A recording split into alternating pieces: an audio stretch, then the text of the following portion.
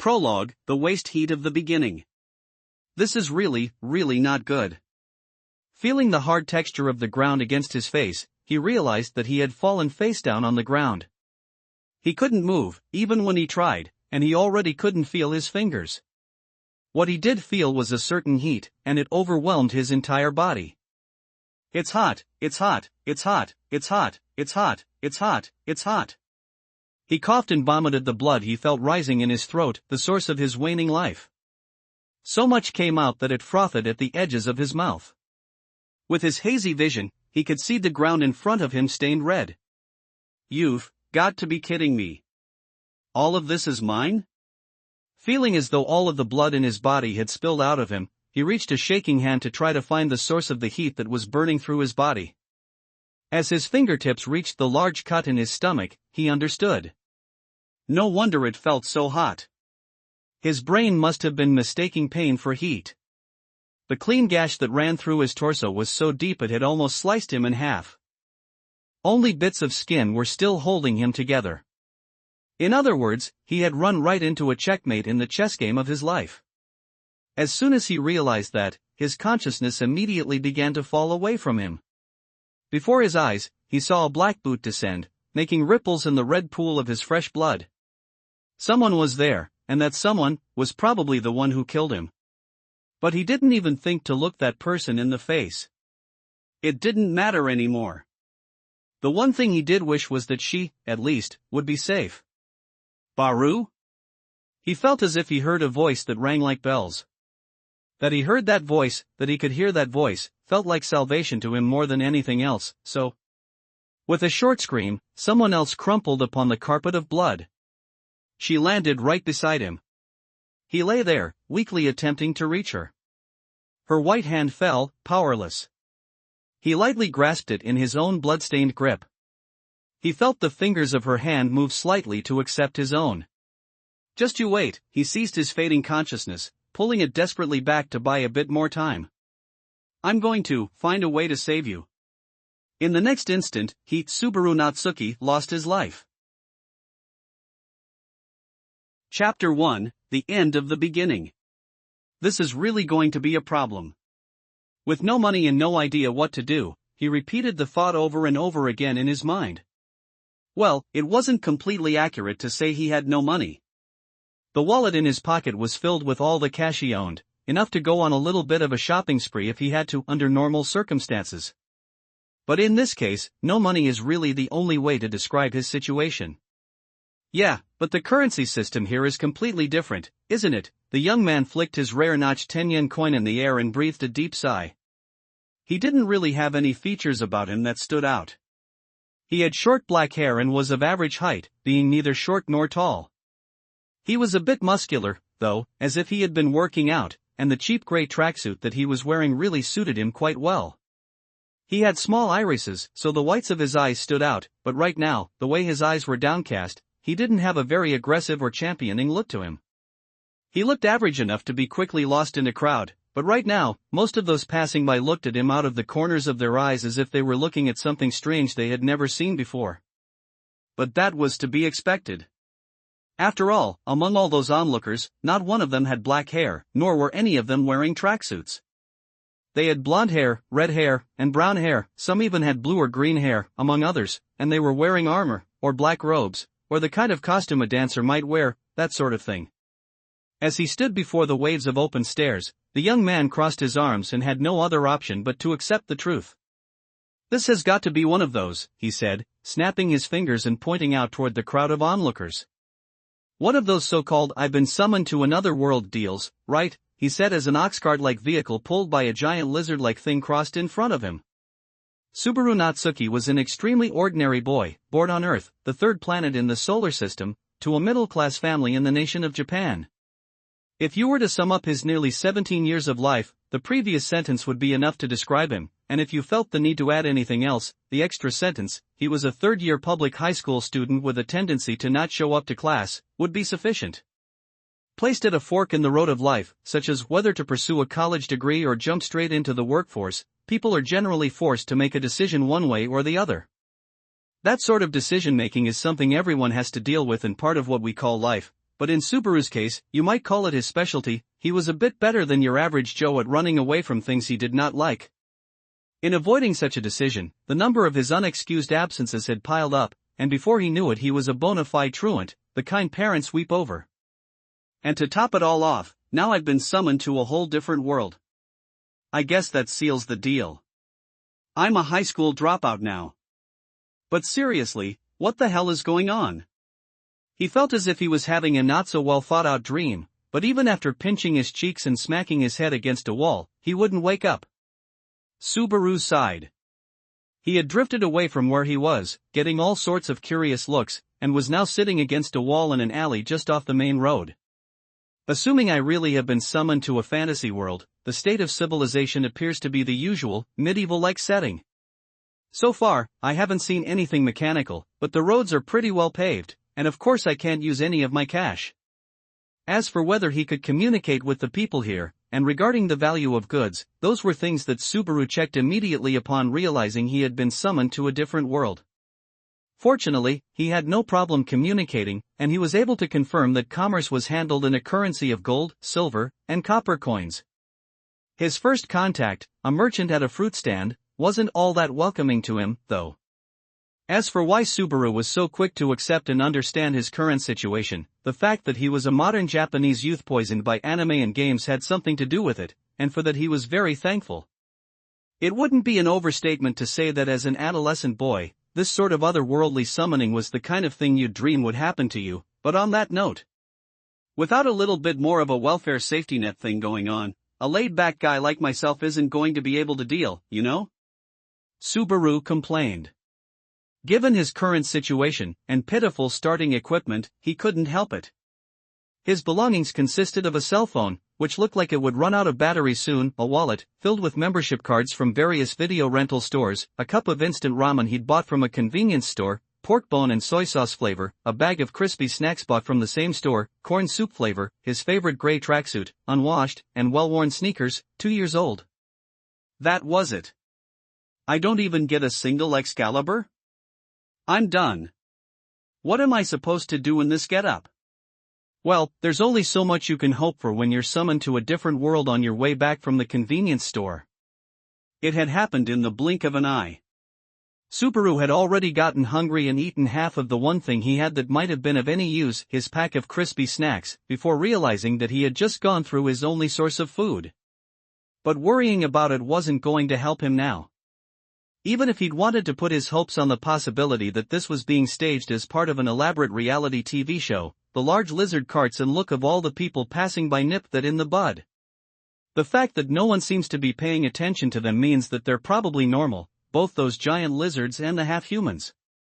Subaru grumbled and looked on as people with strange outfits and colorful hair passed by, but out of all of them, the ones who really drove home the fact that he had been summoned to another world were the half-humans. Without having to look too long, Subaru could see people with dog ears and cat ears, and there were even some who looked like they were lizard men. But of course there were also ordinary humans, the same as Subaru.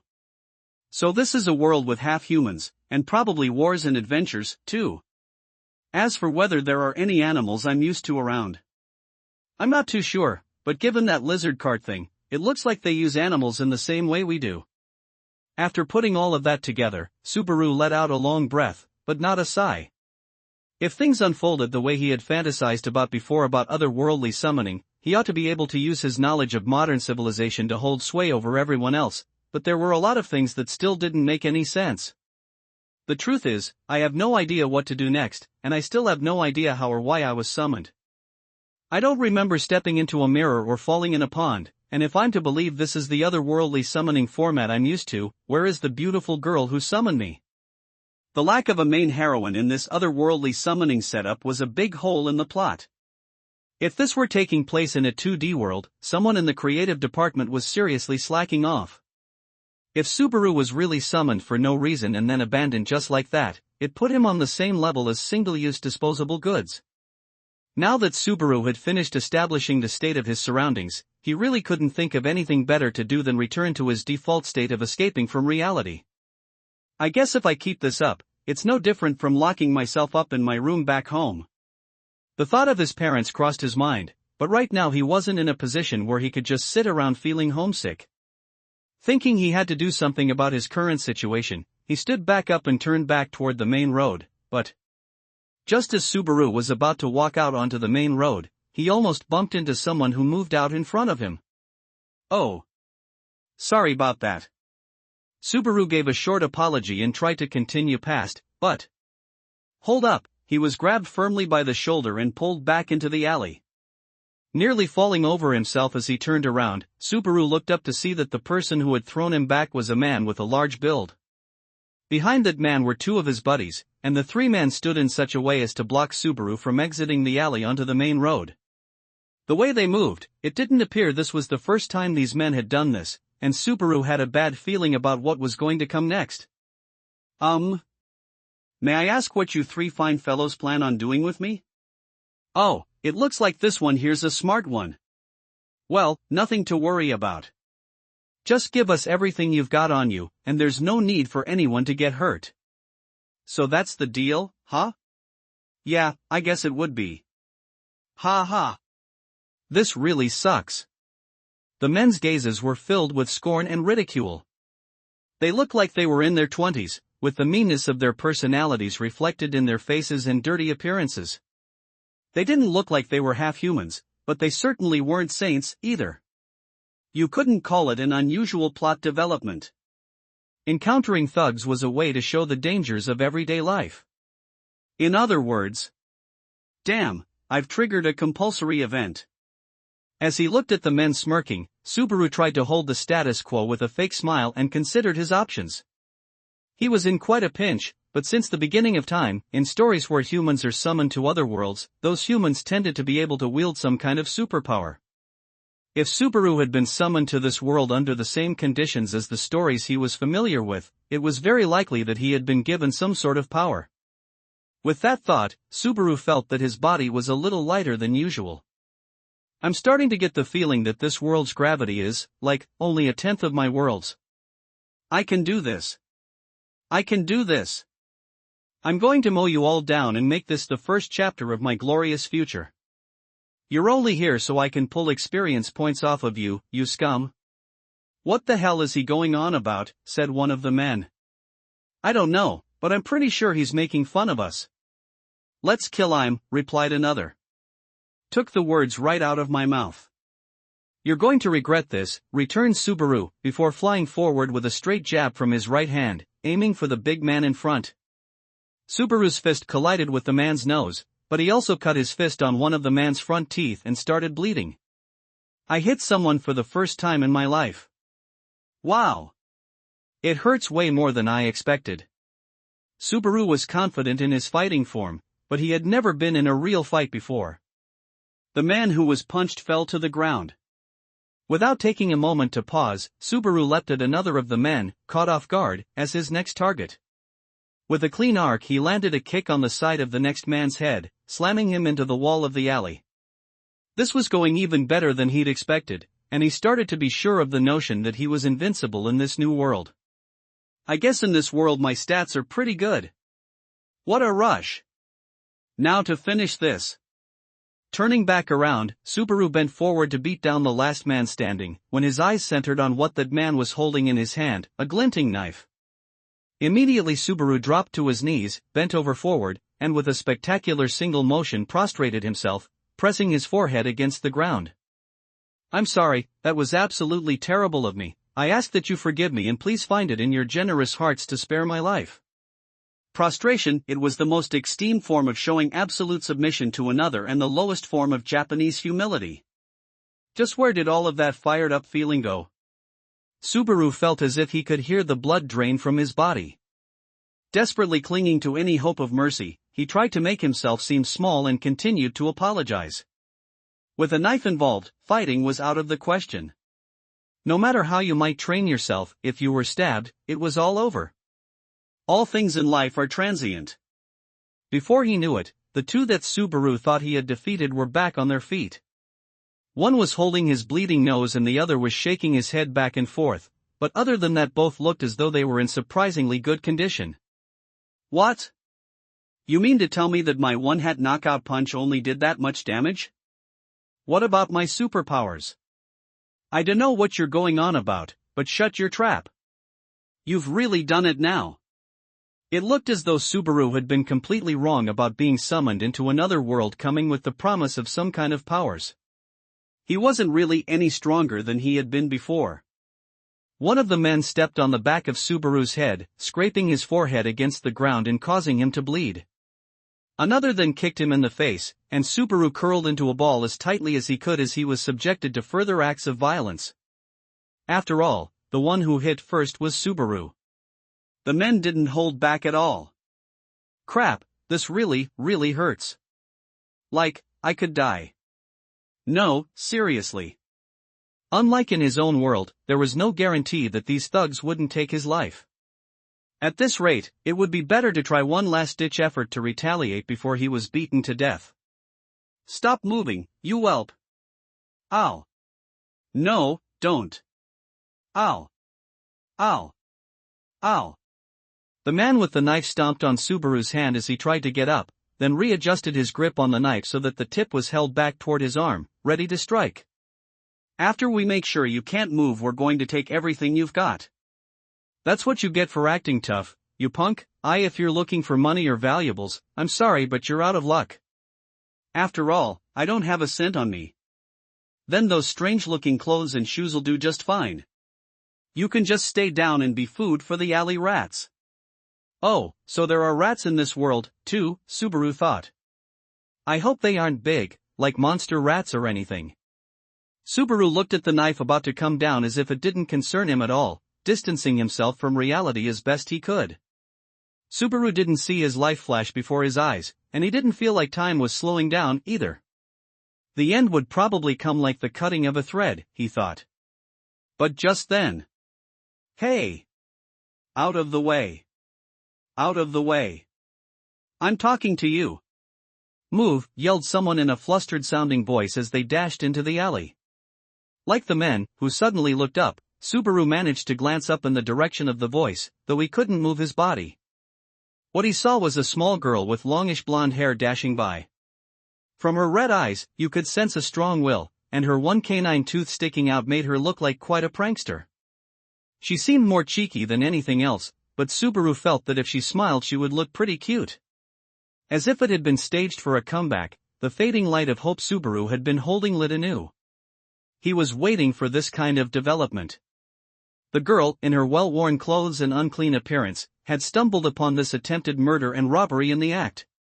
What would surely happen next was that with an overflowing sense of justice this girl would save Subaru's life, right from the clutches of death. Whoa! You look like you're in quite a pinch there, but sorry. I've got my hands full right now. Good luck. Live life to the fullest. Wait, what? Are you serious? Unfortunately, that hope was shattered in an instant. The girl raised her hand in an apologetic sort of gesture and didn't slow down as she continued racing down the alley. She went right past the man and kept going toward what should have been a dead end, kicked off against a wooden plank set up against the end wall, grabbed the top of the wall, and lightly flung herself up onto the roof of one of the surrounding buildings, where she disappeared. After the girl was gone, a silence fell upon the alley. It was as if a hurricane had just passed. Both Subaru and the men were dumbstruck. However, this didn't mean that Subaru's situation had improved at all. Doesn't what just happened make your anger just sort of melt away and make you want to change your minds about all of this? More like it killed the mood and now I'm even angrier. Don't think you'll get to die a pleasant death. The men kept their feet planted on Subaru so he couldn't move. As Subaru looked at the glint of the knife in the man's hand, the death that loomed before him seemed ever more real. No, I mean, you've got to be kidding. I can't die this easily, can I? A twitching smile formed on Subaru's face as he looked around desperately for someone to deny the death that was coming his way. However, no such convenient development came. The tip of the knife drew ever closer. A feeling of resignation came over Subaru and he felt tears welling up in his eyes. It wasn't fear that overwhelmed him, it was more the feeling of emptiness that this would all end without him accomplishing anything. In the midst of this overwhelming despair, feeling as if he had been abandoned by everyone and everything. Hold it right there, you evildoers! That voice overcame the noise of the crowd, the vulgar insults of the men, Subaru's own heavy breathing, as well as everything else, and shook the very foundations of the world. When people say, time stood still, they must surely be talking about times like this. There was a girl standing at the entrance to the alley. She was beautiful. She had long silver hair, with braids in it that reached down to her hips. She was looking straight at Subaru with violet eyes that shone with intelligence. In her soft features were both elements of youth but also mature beauty. There was also a noble air about her that gave her a dangerous and bewitching charm. The girl was about 1 head shorter than Subaru, which made her around 5 feet, 3 inches tall. The clothes she wore used white as a base color, and there was nothing terribly ornate about them, but on the other hand, the simplicity emphasized her presence. The one thing that stood out was the white cloak the girl was wearing. It was emblazoned with embroidery that depicted a bird of prey, adding to her impression of majesty. However, it wasn't the clothes she wore that made her shine so. I will not stand by and watch any more of your wrongdoing. That is enough. Her voice, like silver bells, rang beautifully in Subaru's ears, and for a moment he forgot the situation he was in. He was completely undone by the silver-haired girl's presence. The other men seemed to be just as shaken up as Subaru was. Wha? Who do you think you are? If you stop right now, I'll let you go. In a way, this is my fault for not being cautious. So do the right thing and give back what you stole. Hey, what she's wearing looks expensive. You think she's nobility? Wait, huh? What we stole? Please. It is very precious to me. I'd be willing to give it up if it were anything else, but I absolutely can't in this case. Please. I won't do anything to you, so please just give it back. The girl looked as if she was pleading with all her heart. However, there was an inexplicable feeling of pressure that rose within the group. Something was happening that was hard to explain. Wait a minute. We don't know what you're talking about. What do you mean? The men pointed to Subaru, still underfoot. You didn't come here to rescue this guy, did you? Those are some weird clothes that boy is wearing. Did you all have a fight among yourselves?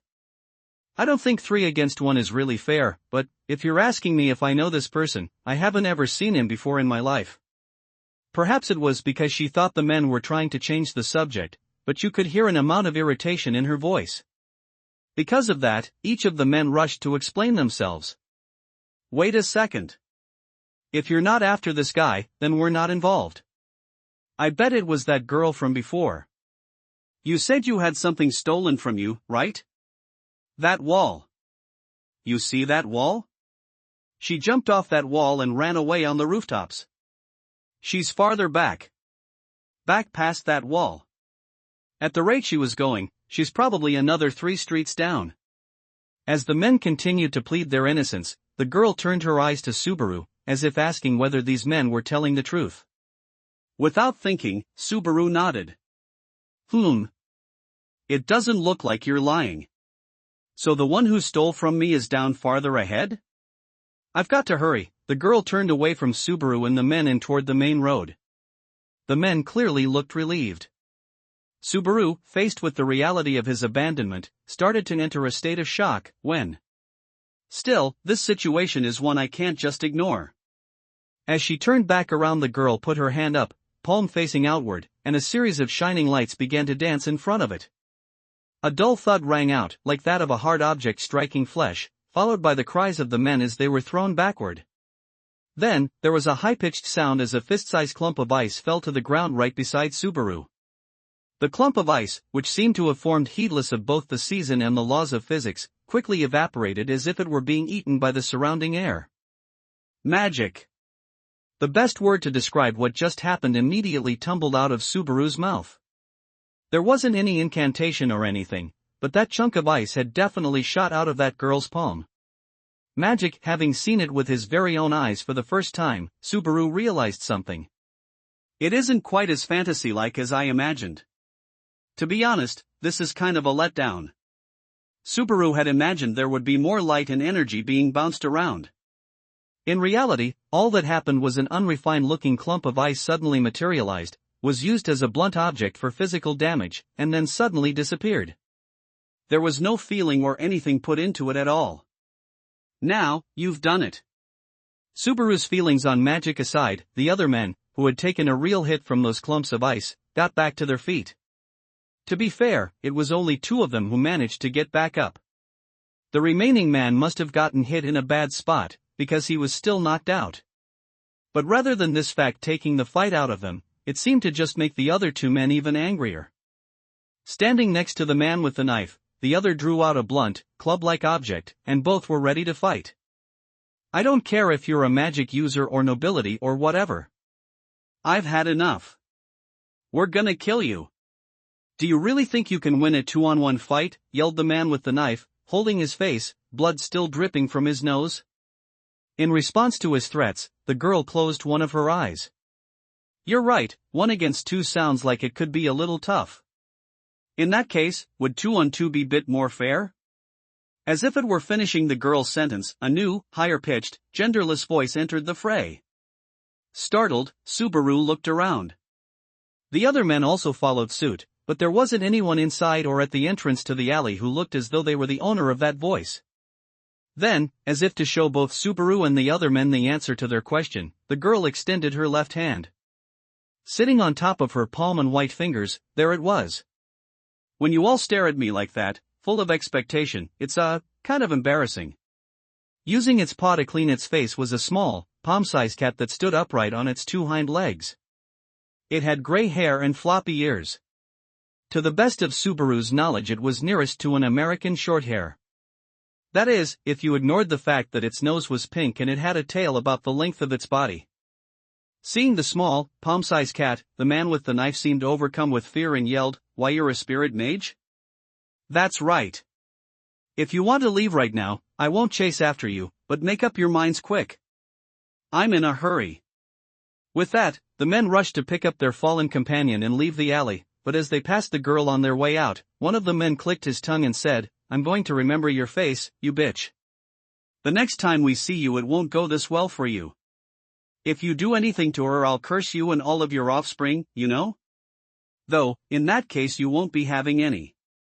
For the thug, that must have been his best attempt at intimidation, but in contrast, the cat's response was light in tone but much more severe. The cat didn't seem to be completely serious, but the men paled more than they ever had before, and ran out into the main road without another word. Once the thugs were gone, Subaru was left alone in the alley with the girl and her cat. Thinking that he at least needed to say thanks, Subaru forgot his pain and started to get to his feet, but... "Don't move," said the girl in a cold, emotionless voice. You could see in her eyes that she was being cautious. Even though she realized that Subaru was not with the other thugs, she wasn't about to let her guard down, that much was clear. It was actually Subaru's reaction that was more out of place. Even though the girl was looking at him like that, he was fixed on her beautiful and bewitching violet eyes.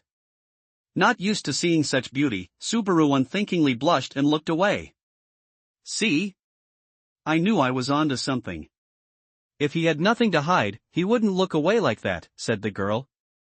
"I'm not so sure about that. That seems like a very natural reaction for a boy like him." "I'm sensing zero evil intentions," responded the cat. "Be quiet, Puck, you know the girl who stole my badge, don't you?" Shushing her cat, the girl turned to Subaru. Her expression, full of confidence, was lovely. "However, I'm sorry to let you down like this, but I totally don't know her, like, completely not at all." "Why, what? Seriously?" As her confidence was stripped from her face, Subaru was able to get a glimpse of how she naturally expressed herself, as opposed to her ongoing act. With that dignified air of hers out the window, the girl, flustered, turned quickly to the cat still resting on her palm. "WHWH, what are we going to do? Was this really all just a waste of my time? A waste that's still in progress. I really think you should hurry." She was really fast when she ran away, so there's a good chance the culprit has some kind of strange protection on her side. Ugh. How can you be so unconcerned about all of this, Puck? You're the one who told me not to get too involved, you know? Anyway, what are we going to do about him? The cat said, as if just remembering about Subaru. As the topic of conversation centered back on him, Subaru put on a weak smile. Oh, said the girl as she finally realized the cat was talking about Subaru. In response, Subaru put on an empty display of confidence and replied, "Don't worry about me. Thanks to your help, I'll be fine." "You're in a hurry, right?" "You should go," Subaru had hoped to finish this off with, "if you'd like, I don't even mind helping you out." "How about it, milady?" While brushing his hair back and flashing a smile, "But..." "Ha?" Suddenly dizzy, Subaru reached for the wall but missed, and fell face-first back onto the ground. "Wait. You shouldn't try to stand up just yet. Well, okay," came the cat's warning, just a step too late. After falling with zero capacity to catch himself, Subaru felt a sharp pain as his consciousness went winging away. "So, what should we do?" "He has nothing to do with us. That's not enough to kill him. We're going to leave him." In the far reaches of his consciousness as it left him, Subaru could hear just a little of the pair's conversation. "That's an otherworldly fantasy for you. Everyone has quite the severe view on the concept of empathy. Am I just going to be abandoned here in this alley?" was the negative take. "Well, I suppose I was going to die, and now I'm not, so I should be super grateful," was a more positive thought. With those two views in mind, Subaru's consciousness drifted further and further away. "Are you sure?" "I'm sure." Right before the thread of Subaru's consciousness was cut for good, he was able to see that silver-haired girl, red in the face, turn around and shout. "There's no way. No way that I'm going to save him, okay? Okay? Man, even when she's angry she's really cute. Go otherworldly fantasies." With that last thought, really this time, once and for all, Subaru's consciousness fell into darkness. It occurred to Subaru that the feeling of waking up was similar to having your face rise up from out of a body of water. When he opened his eyes, the sun's light was at an angle and shone into them, causing him to squint at the brightness and rub his eyes. He woke up in a rather pleasant way, and Subaru was the type of person to be fully awake once he opened his eyes. "Oh, you awake," said a voice from right above Subaru's head, with him still lying down.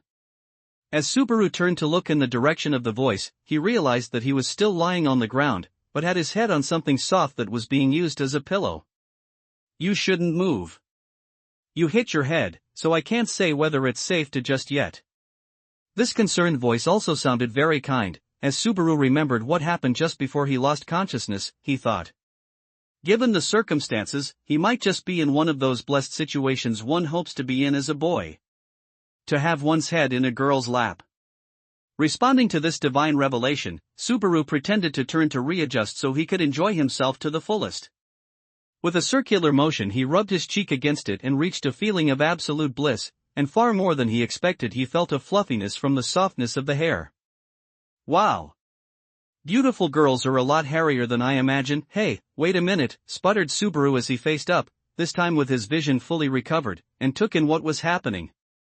Right in front of Subaru, in his upside-down vision, was the face of a giant cat. "I thought that at least until you woke up, I'd make you feel comfortable. You can thank me later. First of all, I'd like you to stop with that terrible falsetto voice. There's no way I'd mistake a cat for the heroine." Subaru had certainly never been in a situation before where he got to use a human-sized cat slap for a pillow and, well, it wasn't like you get to experience this every day, so he decided to make the best of it.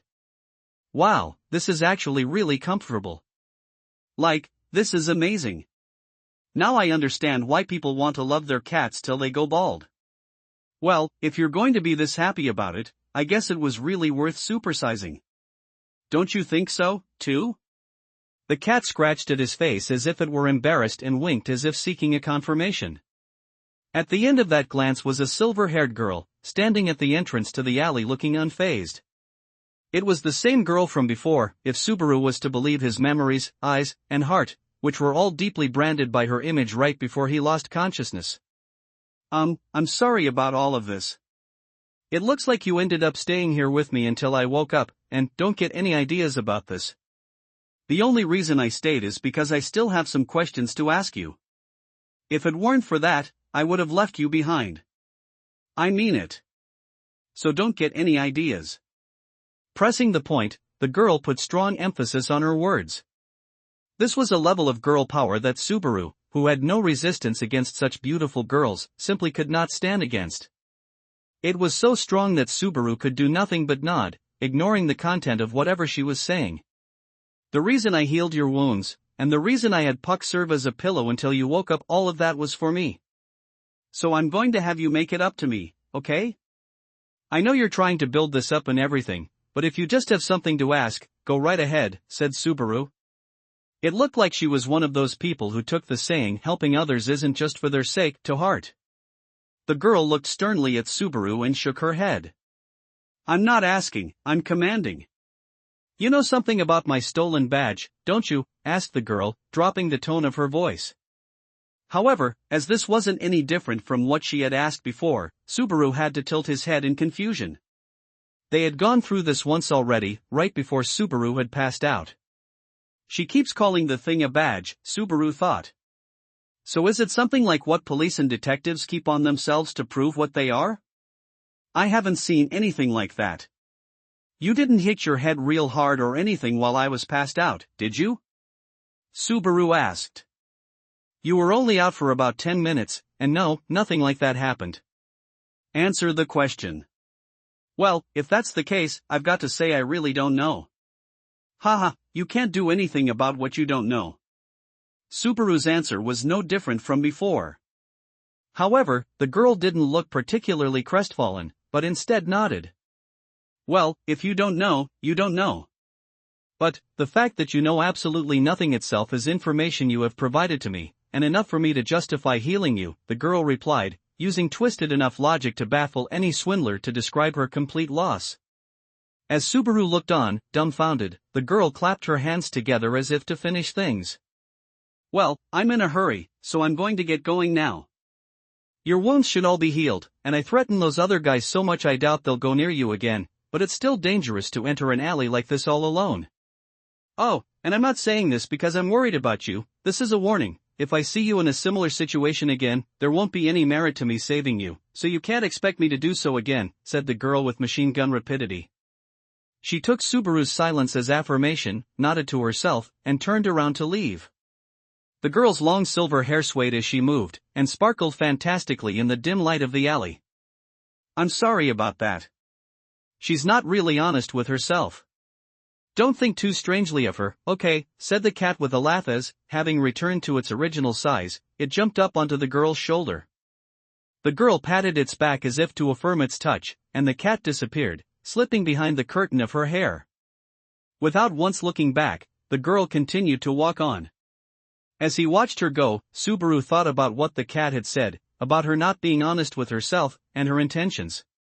She had something stolen from her, and even though she was in a hurry to get it back, she saved Subaru. Then, after Subaru had passed out, she healed him, and when he woke up, she used terrible reasoning to try to show him that she wasn't worse off for doing so. She's not really honest with herself was not going far enough. Her efforts were coming up negative in everything, and it was hard to watch. The girl had every right to blame Subaru for getting in her way, but she hadn't complained even once, and she didn't even look for an apology. That's because to her, the only reason she saved Subaru was for her own ends. If you live like that, you're just going to keep losing until there's nothing left, said Subaru as he got up, patted his dust and dirt covered tracksuit and started running. Sure, his beloved tracksuit was in pretty bad shape, but on the inside, almost all of his pain was gone.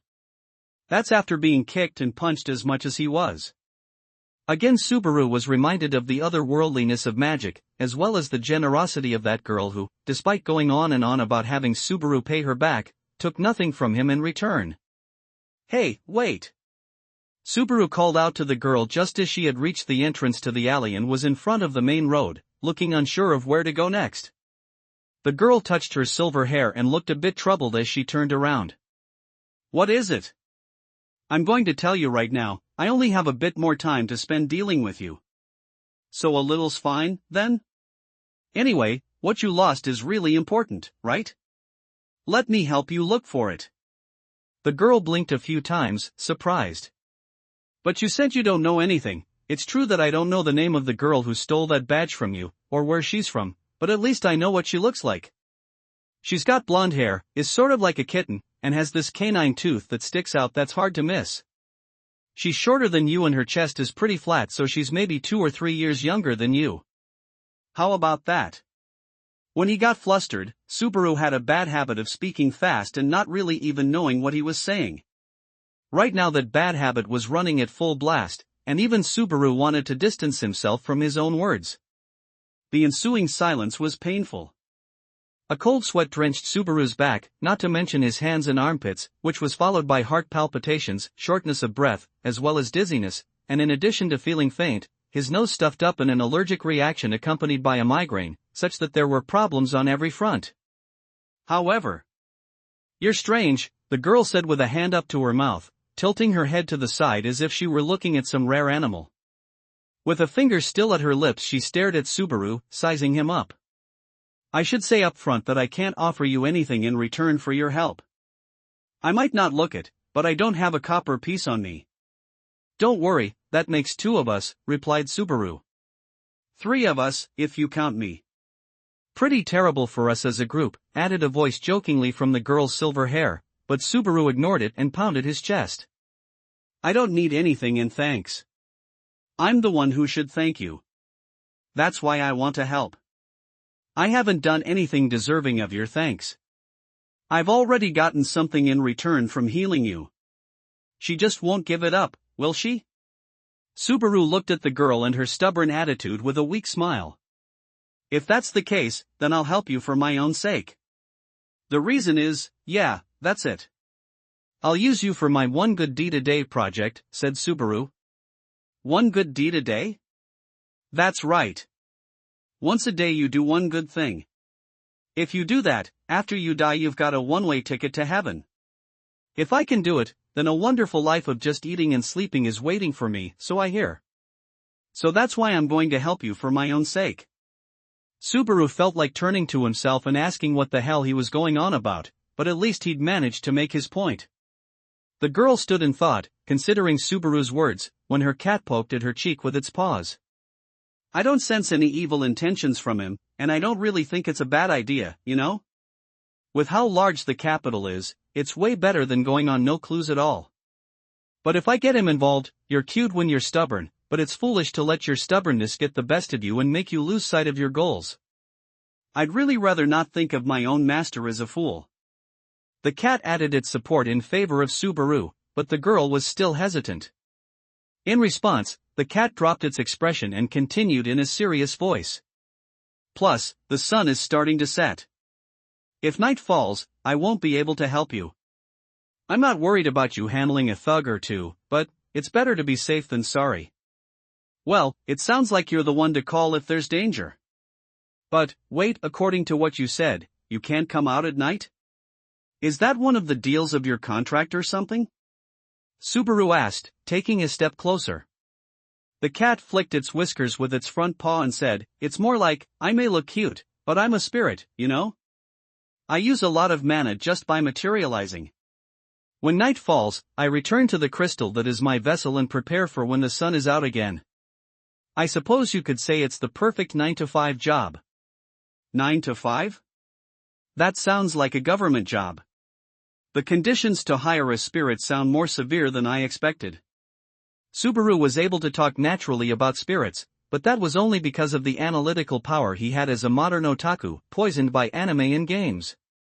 Even traits looked down on by the public come in handy sometimes. While Subaru and the cat continued their conversation, the girl continued to anguish over her decision.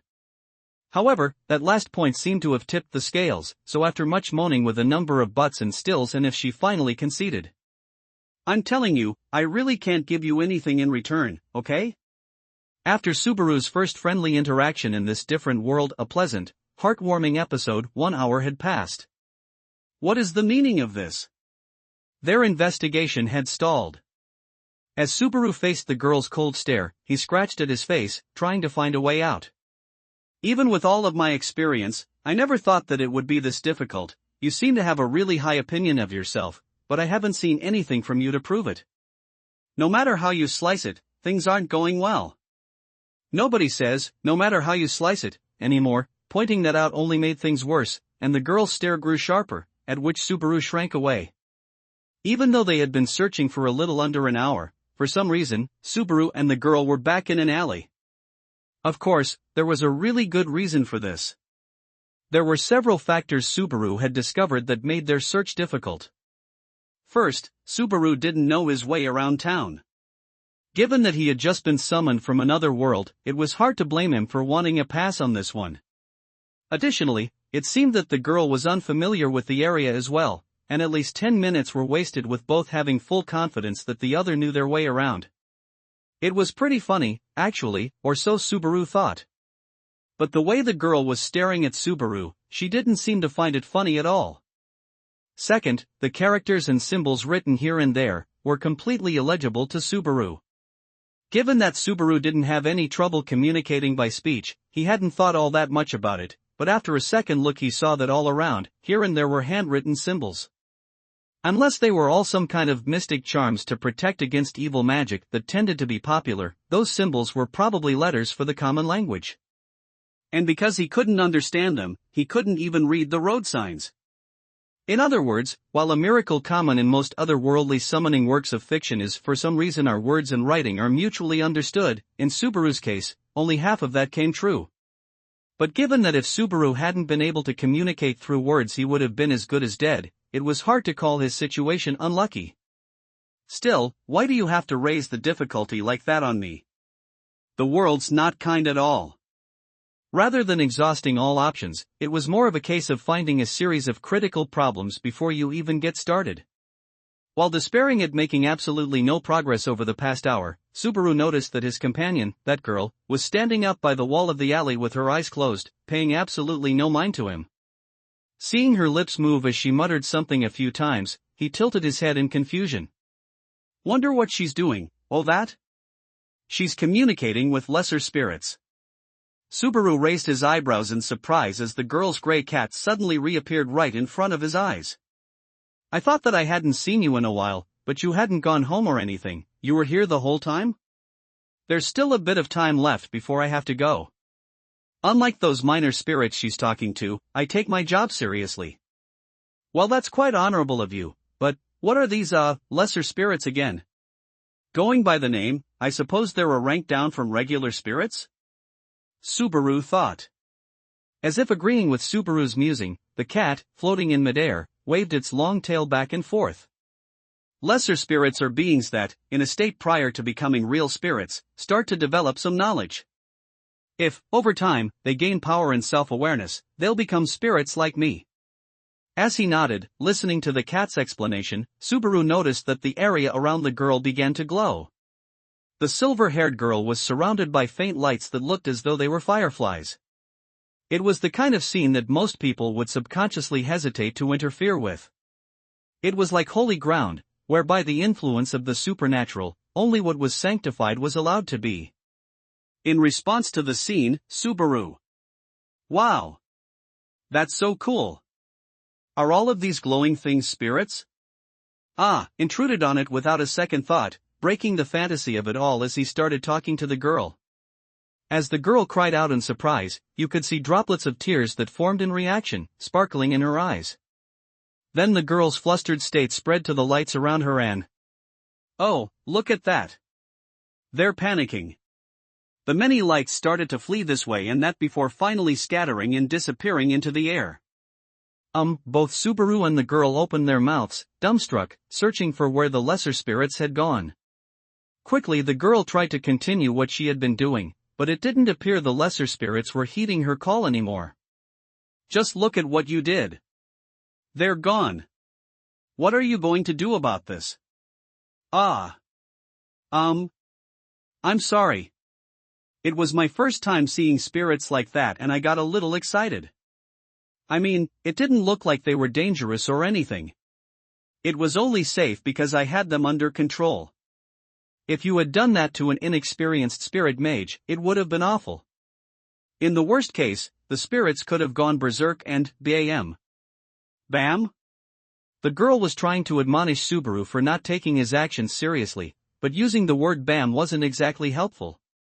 Oh, come on. There's no way those little sparkly things could be dangerous. Do you really expect me to believe that? Well, to put it one way, Puck said, I may look pretty cute, but it would only take 2 seconds for me to turn you into a pile of dust. Damn, spirits are scary. A shiver went down Subaru's spine in response to the cat's peaceful-sounding death threat, and he looked back at the girl. I definitely hope you don't happen to be so upset you set that cat on me or anything. I would never use Puck for something like that. If I were going to be violent with you, I'd handle you myself. Ugh, it really looks like they aren't going to answer me anymore. Failing to establish a second contact with the lesser spirits, the girl, depressed, shook her head powerlessly. I suppose it's not helpful to ask this after the spirits have already gone, but what is it exactly that you were trying to do? I was trying to see if I could get any information from them about what I'm looking for. They disappeared before I was able to ask, though. What, really? Subaru was struck speechless by the gravity of his mistake. Seeing that, the girl jumped in. But. It did take some time, and lesser spirits don't have the kind of clear awareness that regular spirits have, so I wasn't really expecting much, but... Okay, I'm sorry, that's a lie. The girl's hesitancy to lie was in conflict with her desire for a positive outlook, so while she tried, she was unable to soften the blow. In fact, her struggle with herself only highlighted to Subaru his own stupidity. At this rate, he wasn't going to be able to do anything but slow her down. This is bad, both considering the debt I owe and the fact that she's my one precious connection in this world. I'm gonna do my best to cling to this relationship and not let go. From the look on your face, it looks like you're up to no good, but, did you think of something? In front of Subaru, who had found a questionable new sense of determination, the girl hesitated. Subaru tilted his head and stared at her for a while as she furrowed her brow, but it was the cat that came to her rescue. Ah, now that I think of it, we haven't told each other our names yet, have we? Should we introduce ourselves? Oh, you're right. Well then, I guess I'll go ahead and go first. In an overly energetic fashion, in part to help cover up for his previous mistake, Subaru struck a pose and pointed to the heavens. My name is Subaru Natsuki. The ignorant and unintelligent, forever and everlastingly penniless. Nice to meet you. Well, that doesn't inspire a lot of confidence, does it? Anyway, I'm Puck. Nice to meet you, too. As Subaru put out his hand, Puck leapt into it with his whole body for a handshake. An onlooker would probably think Subaru was trying to squeeze the cat to death. The girl blinked in surprise at Subaru's bold interaction. It's rare to see someone who's willing to approach a spirit so easily, and your name is just as unusual. With black hair and dark eyes like that, just where did you come from? Ha, I was waiting for you to ask that question. Given this trope, I'll have to say I come from a small country to the east. This is a pattern that has often come up in otherworldly fiction since times long past. A character will state that they come from a hidden country to the east, called something like Zipong. There tends to not be that much interaction between countries, so if you say you've traveled to where you are from that country, it will make sense to most people. It's a magically convenient cliché. If you look at a map of the continent, Lagunica is the country farthest to the east, so there's no country to the east of here. What, are you serious? We're at the ends of the east? So, does this make this country my long yearn for Zipong? So you don't know where you are, you don't have any money, you can't read, and you have no one you can count on. I'm starting to think you're worse off than I am. While Subaru was shocked at this new development, the girl was also starting to look anxious. With every action she took you could see the element of her personality that made her want to help others. She probably couldn't help but be concerned about Subaru, who to her was looking more and more to be not only defenseless, but absolutely helpless. The girl looked at Subaru again carefully, from the top down.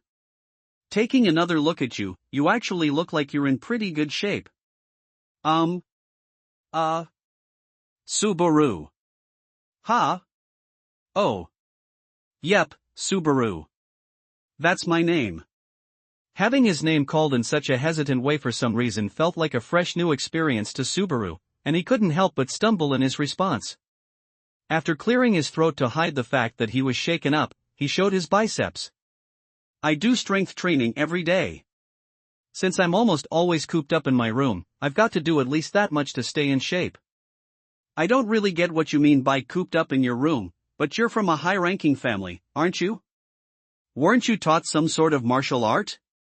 I'm actually from an extremely ordinary middle-class family, but what makes you think I'm from a high-class family? Do I exude some refined air of nobility? Well, you do have a bit of a curious air to you, at least. Subaru jokingly raised his hands as if to acknowledge the flattery. But then the girl suddenly grabbed those hands, and Subaru, taken aback by the suddenness of her touch, had to hold back a squeak from rising out of his throat. It's also these fingers of yours, but your skin and hair are part of it as well. These aren't the hands of a commoner, and your muscles don't look like the product of hard labor. Subaru blushed as the girl continued to poke at his hands, but understood. He was also impressed by her ability to see that he was not just simply a foreigner in a foreign land. As Subaru stood in wonderment, the girl continued. Black hair and dark eyes. I hear that is a common trait of the refugees from the south, but the fact that you are here in Lagunica with those traits means that you are able to live a life of luxury. Also, the craftsmanship of these strange clothes of yours is magnificent. So, have I got it right? As Subaru grew quiet, the girl put on a proud smile. Feeling admittedly drawn by the bewitching atmosphere she had made fitting of her beautiful smile, Subaru processed the contents of what she just said and made a reluctant face. If you're asking me whether you're wrong or you are right, you're absolutely wrong, but is there any way I can say it so you won't get hurt? If I'm wrong, just tell me I'm wrong. If you don't, it's just going to be more embarrassing for me. The girl blushed as her earlier confidence transformed into embarrassment. As Subaru watched her go silent, he thought about how he was going to explain where he came from. He could just say, I'm a loser who was summoned from another world, but given the precedent set by fantasy fiction about other worlds, that would open the gates for him to be labeled as someone who was wrong in the head. Looking back on the results of what he had said so far, he felt there was a significant risk in telling the truth. You don't have to think that hard about it, you know? If it's something you can't talk about, I won't question you any further. Seeing Subaru struggling with what to say, the girl came to her own conclusions and didn't press him. Given that she had come to his rescue yet again in a way, Subaru grimaced, feeling all the more useless.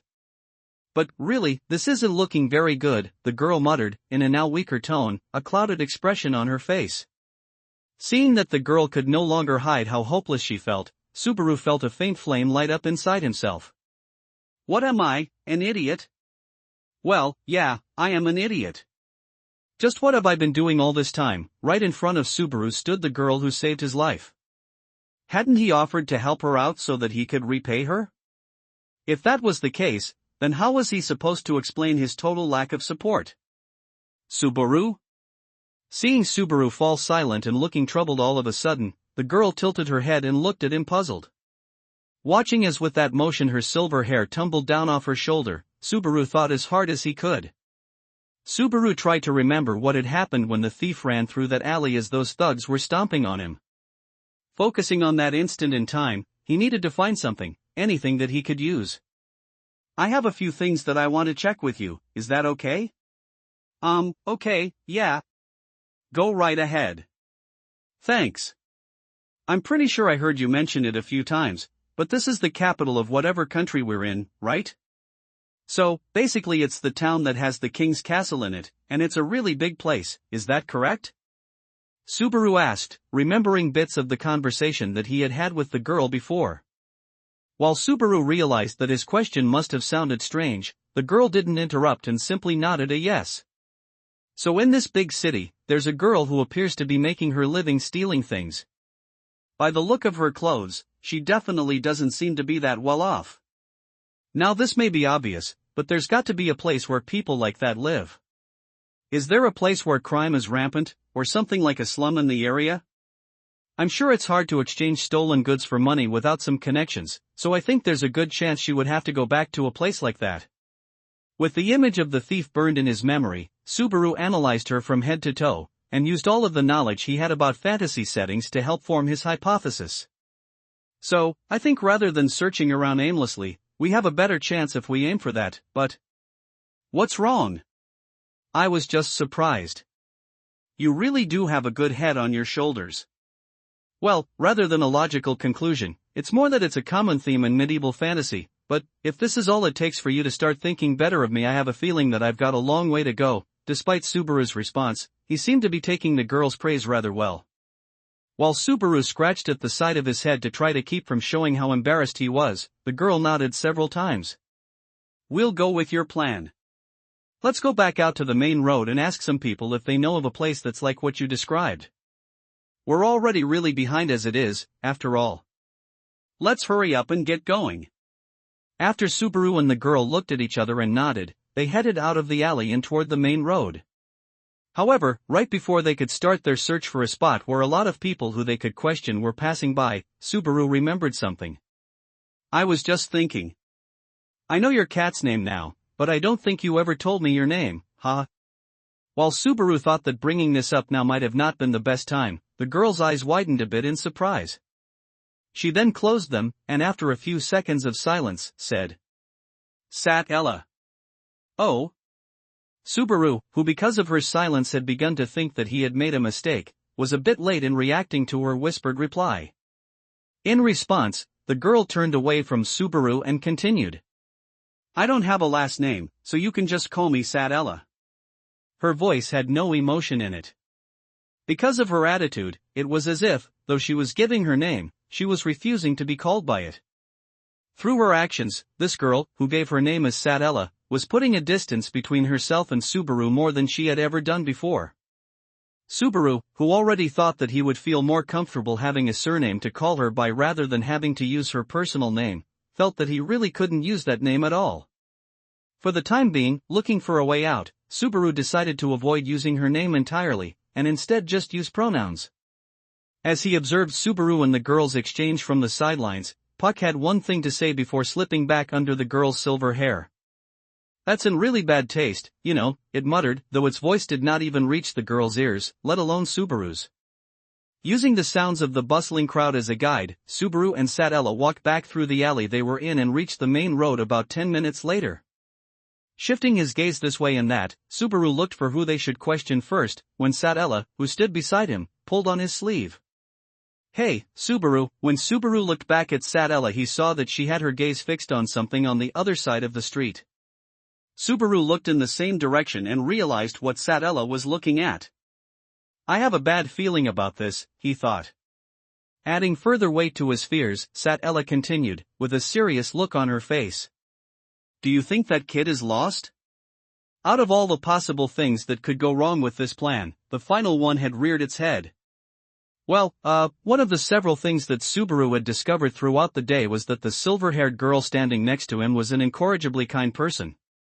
But, whether it was due to a curse or some other reason, she would not ever admit it herself. Subaru sighed a deep sigh. Let's just calm down a minute. What are we going to do if she gets up and goes somewhere while we're dilly-dallying? We've got to go talk to her right away. You know, that kindness of yours is a great virtue, and given the fact that I myself was saved by that kindness, I really don't want to say this, but do you have any idea what situation you're in right now?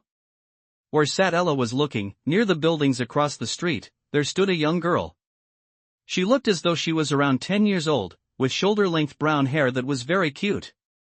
If she smiled, the people around her probably would not be able to resist smiling back, but unfortunately, at the moment her eyes were filled with anxiety, and she looked moments away from tears.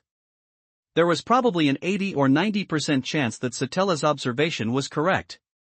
Subaru was sure it was, but there's also that my screw-ups are partially at fault, but the thief who stole from you is just getting farther and farther away from us. If we waste any more time here, by the time we catch her, she might already have sold it and then we'll have no way to get it back. You're probably right, but, then, certainly it would feel bad to just leave the girl like that, but with all of the other people around, the chance that someone else would help her was high. On the other hand, Subaru and Sat-Ella were pressed for time, and needed to gather information to continue their search.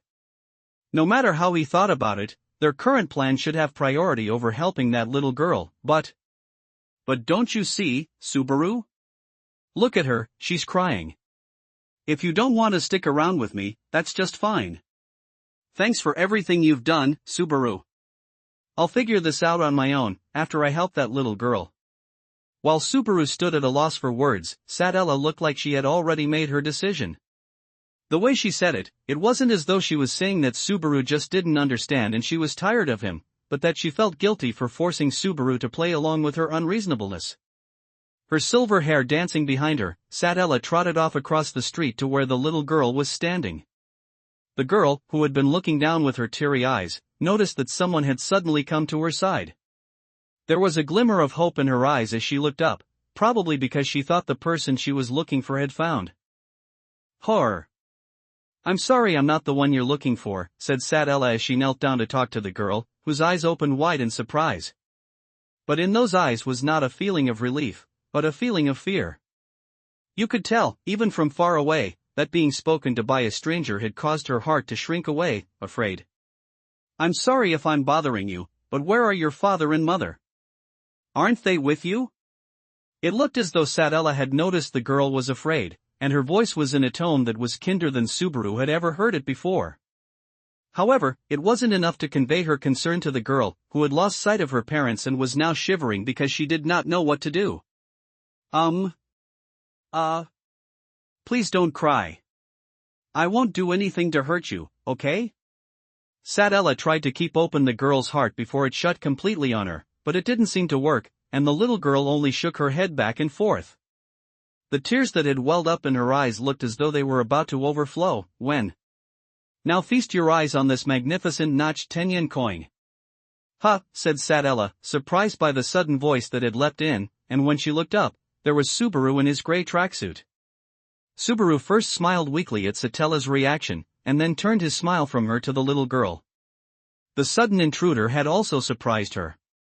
Subaru then put out his right hand in front of her. "Now, can you see this coin here in my right hand? I bet you can. Alright, now I'm going to squeeze it tight. Like this, squeeze squeeze squeeze. Wait, Subaru, what are you? And would you look at that?" Ignoring Satella's interruption, Subaru took his fist where he had been holding the notched 10-yen coin and opened it wide for the two to see. When he did, the coin that should have been in his hand was gone. "Wow! The coin I was squeezing is gone. Now where could it have run off to?" The little girl blinked a few times and then stared hard at Subaru's right hand, but whether she looked at the back of his hand or his palm, she couldn't find it. Subaru, emboldened by the girl's reaction, nodded, and then reached out with his left hand and gently brushed his fingers through her hair. "Would you look at that? So this is where the coin was hiding." When the little girl saw the coin resting between the fingers of Subaru's left hand, she was stunned. Satella, who couldn't figure out the trick, was just as confused. Subaru took a magnificent bow before the two and then dropped the notched 10-yen coin in the little girl's hand. "I'll let you keep it as a present. It's special, so take good care of it, okay?" Subaru looked on with a smile as the little girl held the coin close and nodded vigorously. As he was doing so, Satella poked him in the side. "Hey, Subaru, don't look at me like that. I mean, I'll admit what I said before was a bit harsh, but how did you do that?" "Oh, you mean that? You're not questioning my motives, but how I did the trick." Subaru promised to explain the trick later to Satella, who looked very interested, before turning back to the little girl, who was looking very curiously at the 10-yen coin. It seemed like Subaru's amazing magic had helped calm down her anxiety. When Subaru knelt down and asked her a few questions, she answered them quickly and clearly. "I see. So you got separated from your mother, huh? Don't worry, don't worry. Just leave it to your big brother and sister. We'll find her right away." After giving the girl another pat on the head, Subaru held out his hand to her, and with a little hesitation, she grabbed it. Satella, who was watching, opened her eyes wide. "You really look like you're used to this. Subaru, is your profession taming children? When you take it out of context like that, that sounds really, really bad. And no. I'm unemployed." Technically, Subaru had the incredibly convenient status of being a student. However, given that he hadn't been going to school lately, and particularly now that he had been summoned to a different world, he didn't really feel that he was qualified to call himself that anymore. But, regardless, So, big sister, how about you hold this lonely little girl's hand? She looks like she could use another friend, said Subaru with a wink. The little girl had reached her other hand, the one that was not holding on to Subaru's, out to Satella. Satella looked surprised for a moment and held her breath, but then let it out and took the little girl's hand in her own. Right. Don't you worry. Just let your big sister handle this. We'll definitely find your mom, okay? Satella said, smiling at the little girl as she nodded silently. Subaru and Satella led the girl along, with her between them, and the three continued down the main road through the waves of people together. The way we are now, don't you think there are some people out there who look at us and think that we're a young couple with our child? How embarrassing. Ha! Even with the benefit of the doubt, I don't see how anyone would think that you and that girl are anything other than brother and sister. I can't tell if that's just a really dry joke, or that's really what you thought I meant. As Satella and Subaru went on talking, the little girl between them let a small smile spread across her face. Fortunately, perhaps because they really stood out as a group, it didn't take long before they found the little girl's mother. In this case, it wasn't only Subaru who stood out, but also Satella, with her silver hair and extraordinary beauty. Thank you so much. Once the girl's mother was reunited with her child, she thanked Subaru and Satella several times, though they smiled and played it off as if it were nothing. As the little girl and her mother were leaving, the girl looked back and waved goodbye several times, and Subaru and Satella waved back.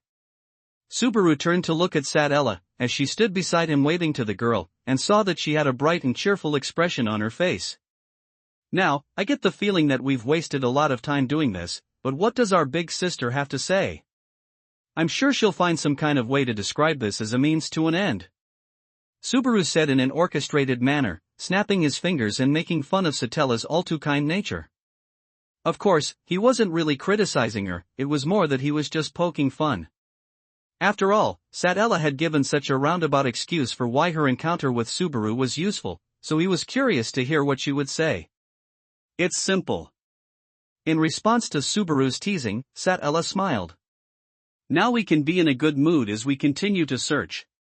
Even if we got my badge back, I'm sure I would have regretted not helping that girl. Don't you think it is better to both help the girl and get my badge back? It didn't look like Satella was just saying that to keep her own hopes up. She looked so refreshed she probably believed it.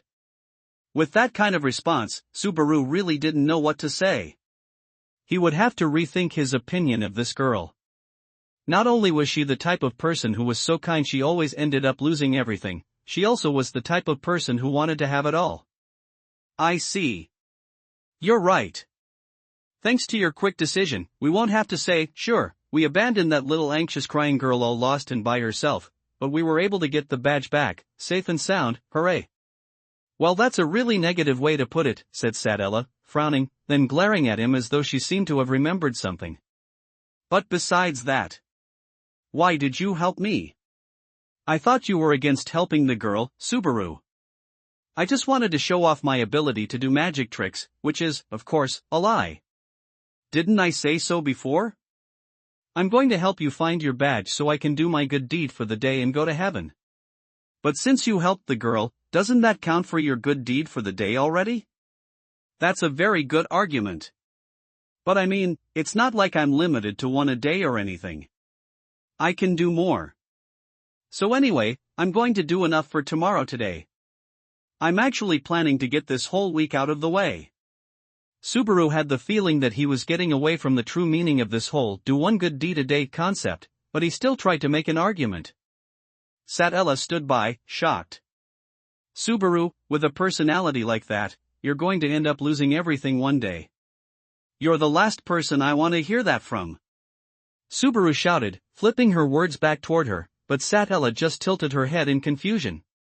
Apparently she really just didn't get it. You really are a nice boy, aren't you? You know, it kind of bothers me that you're treating me like I'm younger than you. I know that a lot of people think East Asians are younger than they are, but we really can't be that different in age, can we? Subaru thought that by a rough estimate Satella looked to be about 17 or 18 years old. Given that Subaru had a rather early birthday compared to others in his age group, he was 17 and thought that it was possible she could even be younger than him. But in response, Satella narrowed her violet eyes slightly and said, "However old you think I am, I don't think that you're very close. After all, I'm a half-elf." Subaru was at a loss for words. Seeing his response, a number of complicated emotions flashed across Satella's eyes. Finally, the emotion that settled was an ineffable mixture of resignation and hopelessness. "I see. No wonder you're so cute. After all, it's like a given in fantasy worlds that elves are always beautiful." "Ha?" Subaru finally nodded, having come to his own conclusions about Satella being a half-elf. Satella blinked her eyes several times. Her expectations had completely missed their mark. What's wrong?" "It's not that anything is wrong, it's just, I'm a half-elf, and, yeah, I heard you the first time." Unsure of what Satella had a problem with, that's the only way Subaru could think to answer, but Satella's reaction was dramatic. "Ah." Satella made a strange sound in her throat, before suddenly turning away from Subaru, finding the nearest wall, kneeling beside it, and holding her silver-haired head in her hands. In the face of such an inexplicable reaction, Subaru just didn't know what to say. "Take that." "Ow. What the hell was that for?" The gray cat, which has always seemed to come and go as it pleased, had punched him in the face with its paw like it was reenacting a fancy fighting move. Puck purred, flicking at his whiskers with the same paw he had punched Subaru with. "I don't know, I just felt this overwhelming frustration and couldn't keep it bottled up inside of me. If that's the only reason, it's going to be hard to get rid of the feeling that a great injustice has been done to me, but it was a soft and squishy punch, so I forgive you. I'm not really mad at you or anything.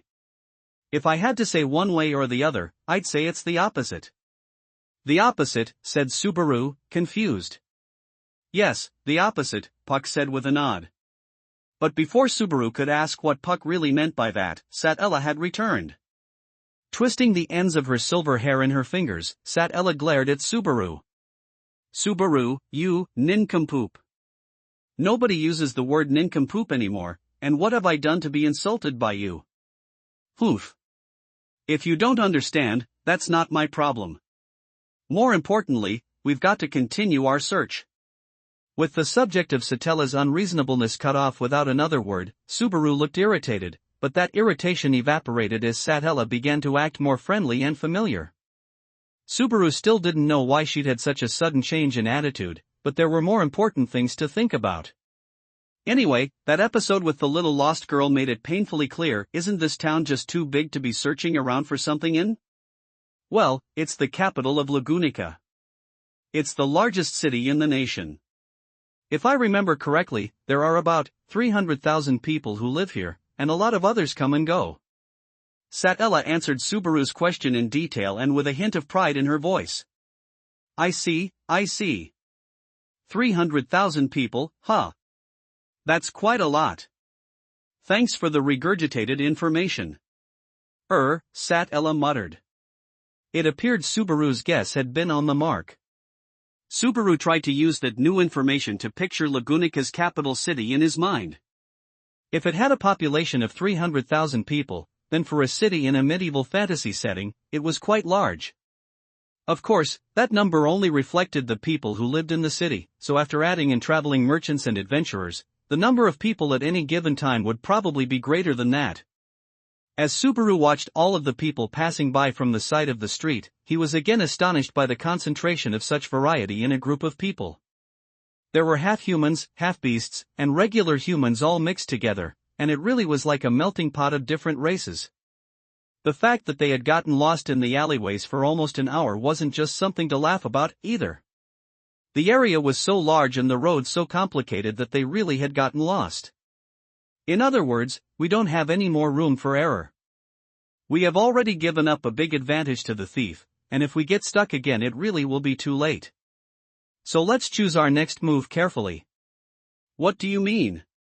If we run around without some sort of plan, we won't get any results.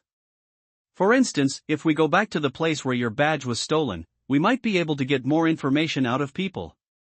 Was there anyone who saw what happened? Actually, I think there may have been. Satella put her hand to her mouth as if she had remembered something and then explained herself to Subaru. According to Sadella, her badge had been stolen in broad daylight, right in the middle of a crowd of people. If so, the theft was a bold move, but looking at the commotion on the street in front of him, Subaru thought that it wasn't necessarily a bad decision on the part of the thief. The more people there are, the easier it is to get lost in the crowd. Do you remember where it was stolen from you? Yes, I think it was this way. Subaru followed Sadella down the street. As they made their way through the confusion of the bustling crowd with its many different kinds of people, Subaru felt his sense of distance and direction taken from him just as quickly as when they had made their way through the maze of alleyways before. He felt as if he no longer had any idea of where he was walking. While the place they were in should have been one he had never seen before, Subaru felt a strange feeling that he had seen it before, and that feeling just wouldn't go away. Wait. No, I have definitely seen this place before.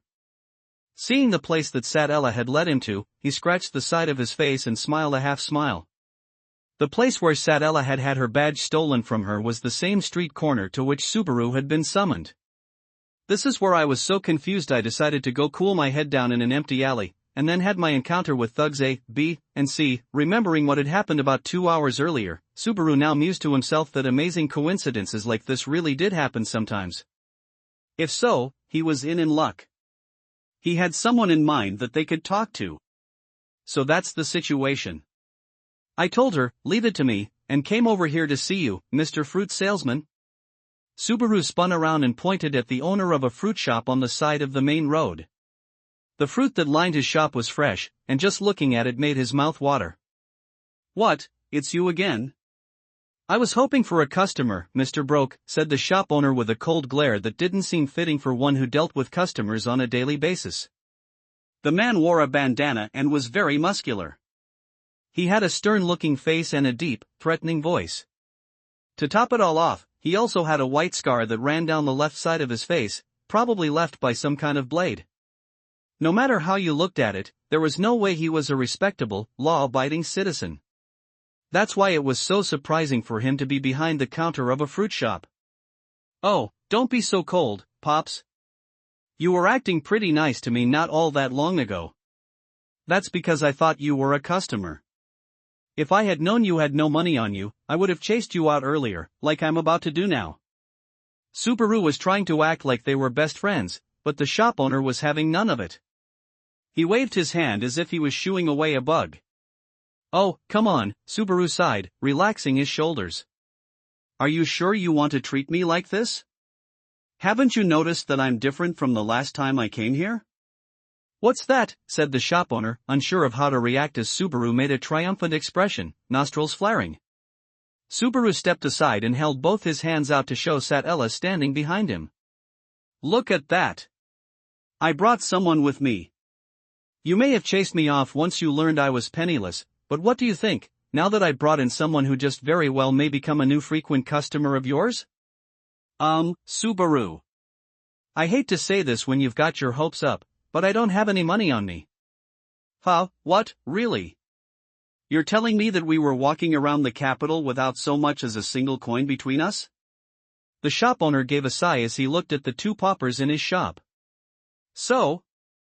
What was it that you wanted to say, now that one beggar's become two? Well, actually, we're looking for something, and I wanted to ask if you could at least hear us out? That was just my way of saying I don't have the time to deal with you people. Take a hint, the shop owner yelled. Subaru felt himself take some intense eardrum damage. This wasn't a good idea after all, was it? Said Sadella, shrinking away as she tugged on Subaru's sleeve. It might be true that asking for help without buying anything was pretty selfish, but that didn't change the fact that they had no money to buy anything with. Just when Subaru was about to give up on trying to get any information out of the man, he heard a voice. Are you, the two from before? Subaru and Sadella turned around. Standing right in front of them was a woman with long brown hair. It was someone they had both seen before. After all, the woman was not alone. Holding her hand was a little girl who looked very happy to see them. We are, but why are you here in a place like this? The only other person here is this heartless, scary-faced man. Ha ha. This is my husband's shop, so I thought I'd stop by and say hello. Your husband's shop? Subaru and Satella looked at each other, and then turned back to look inside the shop, their gazes finally settling on the scar-faced man, who had folded his arms. Pops, you didn't kill this woman's husband and take their shop, did you? What are you going on about? This is my shop, and that is my wife. Subaru looked back in shock at the woman, who smiled, looking a bit unsure of how to react. She was a beautiful woman, with fine features and a gentle demeanor. This woman and that stern-faced man? There had to be some mistake. He couldn't possibly be threatening her, could he? Subaru thought with a worried look. But despite Subaru's rude conjecture, the little girl who was holding her mother's hand darted past Subaru to the shop owner, who hugged her and picked her up. Oh, look at you. Aren't you all excited? Now tell me, do you know these two destitute beggars? Beggars? Dear, don't call them that. After hearing her husband's sharp words, the girl's mother raised her eyebrows and began berating her husband. She then explained how she, her daughter, Subaru, and Satella had come to meet. After hearing what happened, the shop owner set his daughter down. I'm sorry about that. That was not the way to talk to the people who saved my daughter. Please forgive me. Oh, don't worry about it. I mean, it is true that we don't have any money on us, and, that's right, old man. I hope you think long and hard about your action, your cute face looks pretty scary right now. A look from Satella shut Subaru up. Right after that, the little girl reached out her hand to Satella. In her hand was a small ornament in the shape of a red flower. Satella held her breath, and looked from the ornament to the little girl and back several times, with a slightly troubled expression. Please, take it, said the mother, placing her hand on Satella's back, urging her on. My daughter wants to thank you in her own way. Satella nodded slightly and then took the flower ornament from the little girl's hand, and pinned it on the left breast of her white cloak, before kneeling down so that the little girl could see it. Thank you. I like it very much. As Subaru watched Satella's brilliant smile from the side, he found himself unable to look away. Seeing that smile, the little girl blushed and looked away, and the shop owner, watching all of this, cleared his throat. You saved my daughter. I want to thank you. Ask me whatever you want. With a strong nod, the stern-faced shop owner put on his best smile. Satella was surprised, but then looked to Subaru and smiled, but it wasn't the same smile as before. This one was a triumphant one. See, I told you. It really did come around and help us in the end, she said, as if this odd twist of fate was entirely her own doing. Even though the street was just one off the main road, the atmosphere was full of gloom. It was still and silent, and there was no sign of any kind of life, let alone traces of people around. The street Subaru and Satella were on wasn't far from the main road, but the hustle and bustle from before now seemed like a far-off dream. We heard from that guy that if we were looking for stolen goods, they would be handled and sold in the slums, but, whispered Subaru as he peered down the street that supposedly would lead them to the slums, the air down there and the mood, not to mention the general character of the people down there, are all probably going to be pretty terrible. Are you sure you really want to go? You're the one who suggested that my badge might be there in the first place, and the owner of that shop said it would probably be there, too. You shouldn't forget that right after he said that, he added that we should probably give up, said Subaru, reflecting back with a sour face on what was said at the fruit shop. 30 minutes after unexpectedly reuniting with the little girl and her mother at the fruit shop, and using that coincidence to turn the situation around and gain some valuable information, Subaru and Satella were now at the entrance to the rumored slums, where most stolen goods were said to be brought. After realizing that Subaru and Satella had helped his daughter, the stern-faced shop owner had warmed up to them and listened to their plight. Because of that, they were able to get information about the slums, but now they were hesitating. I probably should have mentioned this earlier, but wouldn't it be better to ask for help? Like, if we asked the police, or, I guess they would be guards in this case, I'm sure if we asked those kind of people to help us search and they sent a team out to find it, this would get resolved a lot more quickly. We can't. Satella immediately rejected Subaru's suggestion. In fact, she so flatly rejected it that it took Subaru by surprise. I'm sorry, but we can't. I also don't think we can get the guards to act over such a small theft, and I have other reasons that I can't ask the guards for help, said Satella, pausing for a moment with her lips shut tightly, before looking at Subaru with a look of pleading in her eyes. I'm sorry, but I can't say why. Realizing that she quite clearly didn't want to be asked, Subaru raised his hand slightly, conceding. So, what should we do, then?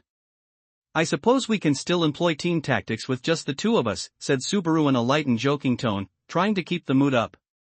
Don't forget me, replied Puck, who had reappeared on Satella's shoulder, looking at Subaru and Satella as it wiped its face with its paw. But we don't really have the time to just sit around and talk anymore.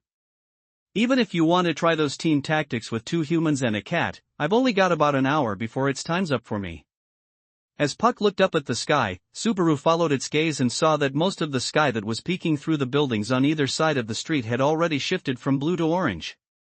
The reason the slums seemed so dark and dreary wasn't only because of the damp and sour smell coming from it. It was getting closer and closer to sunset, which of course meant that Puck would soon reach his limit. So whether you decide to go or turn back, it's best to make that decision soon, finished Puck. I don't know what you mean by team tactics, but we've got to keep going. There's no way that we can let this chance go and risk having my badge be out of our reach forever, Satella said, answering Puck. She then turned to Subaru. Alright, so I've decided I'm going, but the people who live here are probably used to getting into fights, so I want you to be careful, even more than before. If you're scared, you can just wait here for me to come back. Wait here? Just how much of a chicken do you think I am? I'm going to stick to you like I'm a spirit who's come back to haunt you. So in other words, you don't want to be in front. That would really make it easier on me, though. Satella sighed yet again in the face of Subaru's energetic readiness to flee. Subaru thought about how, ever since he and Satella had met, he had only made her look troubled. The few times she did smile, the reason had nothing to do with Subaru. It was unfortunate. Given how cute she looked even when she was displaying negative emotions, Subaru thought it would be wonderful if she ever did smile at him. All right. Let's do this. It's about time I do something to show you what I'm made of. What are you so excited about all of a sudden? I can see up your nostrils. Well, that was a great way to ruin my display of determination scene. Thanks. Even though he had his energy tripped up a notch from the start, Subaru hurried his pace so he wouldn't fall behind Satella, his arms flailing back and forth as he rushed to not be left behind by this girl who kept continuing on toward her goal. Now, Subaru and Satella entered the next stage on the way to completing their task, the slums. And it looked like they were going to have a lot of trouble. That is, until it became clear that an unlikely character would prove themselves very useful indeed. Who, you ask? Me. Yes, me. For some unknown reason, the people here in the slums are really nice to me. Just what unknown variable is responsible for this? Has my charm stat finally been adjusted? I haven't felt so loved since I was in preschool. Back in preschool, Subaru was quite the cute one. His hair was long and he was often mistaken for a girl. Given the change to his current state only took 10 plus a few years. The passage of time really is cruel and unforgiving. Has something about me changed from before? Do I, have something on my face? Well, you do have your evil-looking eyes, short ears, and flat nose on your face. I could have gone without the evil eyes and flat nose description, retorted Subaru before hanging his head. Satella put her finger to her lips and thought. It probably has to do with the way you look and are dressed right now. You're covered in dust and dirt and there are even traces of blood. The people who live here also have it hard, so they must look at you in pity and can't help but be kind to you. Right now you're doing a good job of making me feel as bad as I look. But you're right. It makes perfect sense. Damn it all. As they say, people with the same sickness pity each other. While it was great that Subaru seemed to be more likable in the slums in an unexpected way, Satella's likability was at an all-time low. The reason again probably had to do with the way that she was dressed. The thugs from before made similar comments, but you really are dressed pretty well, aren't you? I guess I do stand out, don't I, replied Satella, looking at Subaru nervously, as she rolled down the sleeves of her white cloak. However, while she acknowledged the problem with her fine clothes, she seemed to be oblivious to the fact that it wasn't just the clothes, but the person wearing them as well. I have something I'd like to ask you, but what's that? This is no place for you and your fancy clothes to be walking around in, young lady, so go on now, get out of here. Again, Satella was brusquely turned away as she tried to ask someone for help. Given that her low rate of success had to do with both her good looks and her fine clothes, rather than twice worse off, it was better to say she was worse off squared. However, it wasn't as though Subaru could suggest that she get all dirty like he was. At least you might be a little better off if you take off your cloak, Subaru suggested. I know, but, Satella gripped both shoulders of her cloak with her hands, but would not take it off. Subaru thought that her response was a little bit strange, but he didn't bring it up. As Satella looked down, she lightly brushed her hand against the red flower decoration pinned on her left breast. Subaru, seeing how Satella found comfort in that decoration, couldn't help but feel like smiling, and it made him want to try even harder for her sake. If Satella couldn't do this on her own, he was glad to make use of his dirty appearance to make progress. I guess this means that good things can come even from getting beat up by a bunch of thugs in an alley, Subaru thought. Well, don't worry too much. You can leave this to me. Anyway, with the fruits of my labor, we'll soon have her cornered, so let's keep chasing after that criminal. So yeah, with the fruits of my labor, we'll soon have her cornered. So, let's keep searching. I understand that you're happy to be useful for once, but it's really lame when you put so much emphasis on yourself like that. Subaru had struck a pose with every pause of his sentence, which he thought was cool, but when Satella put it like that, it just made Subaru seem like he was hopping up and down as if to say, look what I can do. Satella stared at Subaru with a face that looked like she regretted raising her opinion of him earlier, and Subaru just responded with a weak smile. It had been little more than 2 hours since they had met, but with things like this, Subaru already felt as though he had known Satella for a long time. However, this little episode had a different ending than the last few. I'm sorry, but I'm already at my limit, said Puck weakly as he leaned up against Satella's neck. His gray coat glowed with a weak light, and his figure blurred as if he were going to disappear at any moment. The way you disappear kind of looks like you're dying. I tried to stick around longer than usual because I wanted to protect my precious daughter from this evil-eyed guy hanging around her. But when I work myself to the bone, I end up fading away when it's time for me to disappear. That's terrible. But leave it to me. I won't let any dangerous guys near her after you disappear. Wait, does that mean it's okay for me to wipe you off the face of the earth before I disappear? No. Not okay, shouted Subaru, stepping away and hugging himself. I'm joking, said Puck with a small burst of laughter. After that, Puck looked to Satella, who took from her breast pocket a crystal that was glowing with a green light. I'm sorry for pushing you so hard, Puck. I'll do my best from here on out, so you just get some rest. The green crystal continued to glow with a faint light in Satella's hand as she held it. It looked different from what you might call a jewel. So far as Subaru could tell, crystal was the word that fit best. Puck crawled down Satella's arm and approached the crystal, then reached out and hugged it to its small body. Finally he turned back towards Satella. I'm sure you know this already, but be careful, and don't push yourself too hard. If something happens, don't hesitate to use your OD to call me back out. I know. I'm not a child. I can take care of myself. I wonder about that. My precious daughter here always makes me worry when it comes to things like this. I'm counting on you, Subaru. Puck looked at Satella with affection, the way a parent looks at their child. Satella blushed, but also looked annoyed. With the conversation thrown his way, Subaru beat on his chest. All right. Just you leave it to me. You can trust my sixth sense. When it sounds the danger alarm, I'll get us out of there in no time.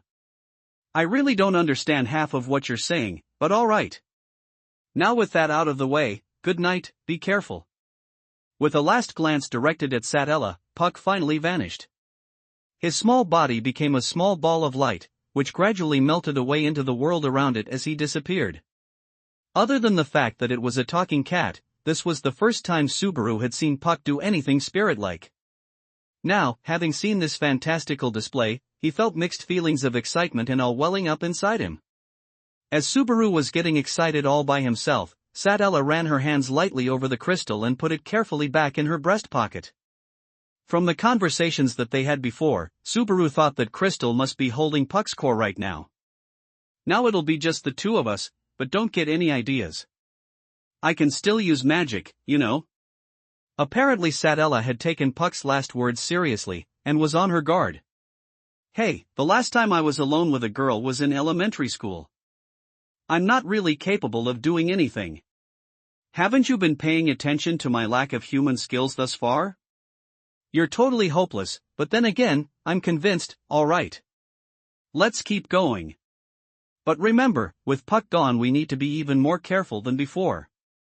Perhaps shocked by Subaru's proud proclamation of his cowardice, Satella couldn't seem to keep up her apprehensions of him, and so tied back up the front of her robe and went on ahead.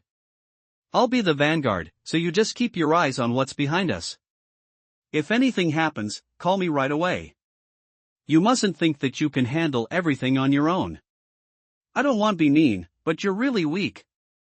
Well, when you put it that way, it's hard to get angry about it. If Satella just wanted to push Subaru away, "You're really weak" would have been enough. Given that she couldn't hide what she truly felt, Satella was soft at the core, too soft, even. Subaru nudged Satella along, even though it looked like she wanted to say something, and the two continued their search. Despite all the talk, their search continued in the same way as before. Their methods were basic. Whenever they found someone, they would describe who they were looking for and asked if the person had any ideas about who it might be. Subaru, who was now doing all of the asking, had gotten better at it after having talked to so many different people. He was starting to hit his stride. You know? It might be that felt girl. She was blonde and really fast, right? A little under an hour after they had entered the slums and started asking around, they had finally run into some valuable information.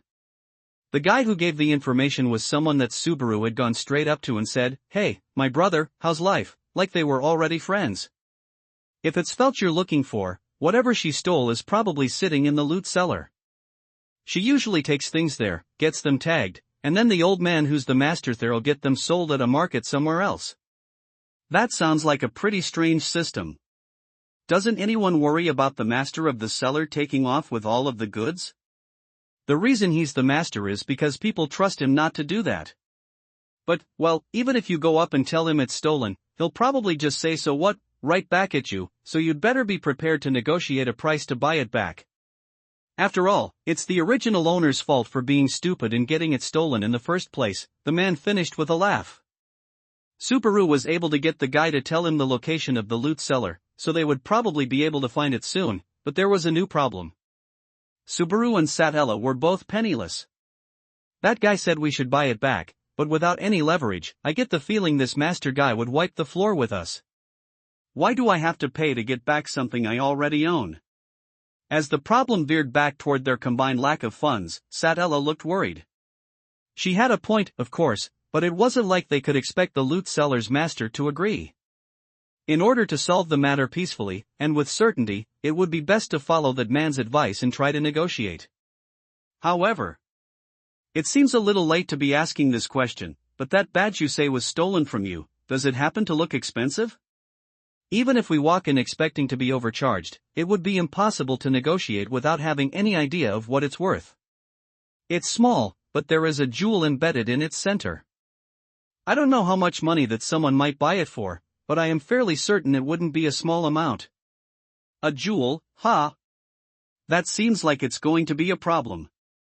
Even for people unfamiliar with how much things are worth, a jewel is one of those convenient items that you can tell is expensive at a glance. Subaru doubted that there was the technology to produce imitations in this world, so most things that resembled jewels were probably jewels. In other words, they would all fetch a high price. While none of this new information sounded like good news, Subaru thought there was something strange about what Satella was saying. Even though the badge was supposedly hers, she said that she did not know its value. While it was possible it was something she might have received from someone else, it stuck in his mind. Anyway, let's first just find this loot cellar place.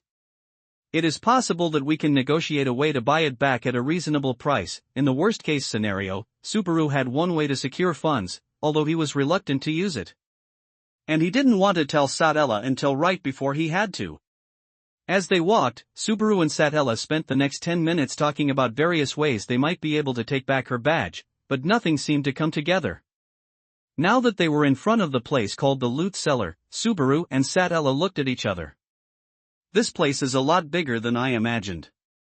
Just how well can the market for theft be going these days? Subaru said.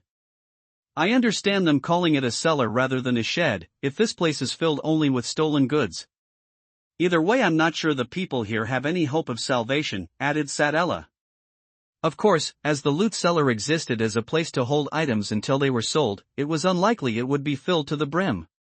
It wasn't a high-storied building, but it was wide enough to the point where it looked as though it could function as living quarters for a large number of people. The building was right up against a tall defensive wall, and was in the deepest part of the slums. That tall wall behind the building, is that?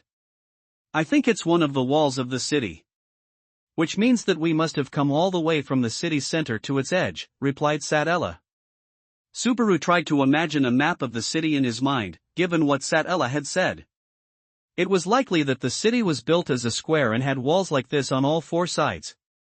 Additionally, either in the center or on the northernmost side there should be a castle, from which these slums would be positioned far away. Considering that it had been 3 to 4 hours since Subaru and Satella had begun their search, the scope of the city seemed to be a little larger than Subaru had originally imagined. Alright, according to what we've heard, there should be a master in charge of this cellar who handles all of the stolen goods, but just how exactly do you want to approach this?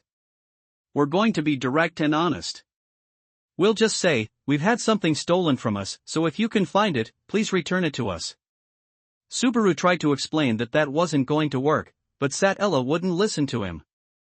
At her core, Satella was too direct and honest herself. If something was twisted or bent, she couldn't help but try to set it right. Of course, that was one of the reasons Satella saved Subaru in the first place. Alright, I got it. But leave this to me. Because of Satella's personality, Subaru was all too sure things would get complicated if she was the one doing the talking, so Subaru volunteered himself. His backup plan. Well, it was hard to call it a backup plan if he was already considering using it, but if things got complicated before he had the chance to put it into action, that would also be a problem. Subaru had made his decision, he wasn't one to hesitate at times like this. Satella looked surprised that Subaru wanted to do the talking, and while Subaru was musing on how cute her surprised expression was, he hurried to try to think of a comeback for whatever argument against it Satella would have, but...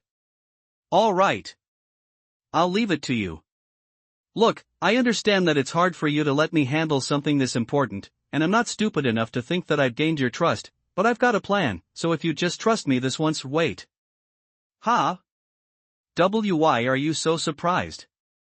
Going by everything that's happened so far, you'd think that this would signal the start of an argument, right?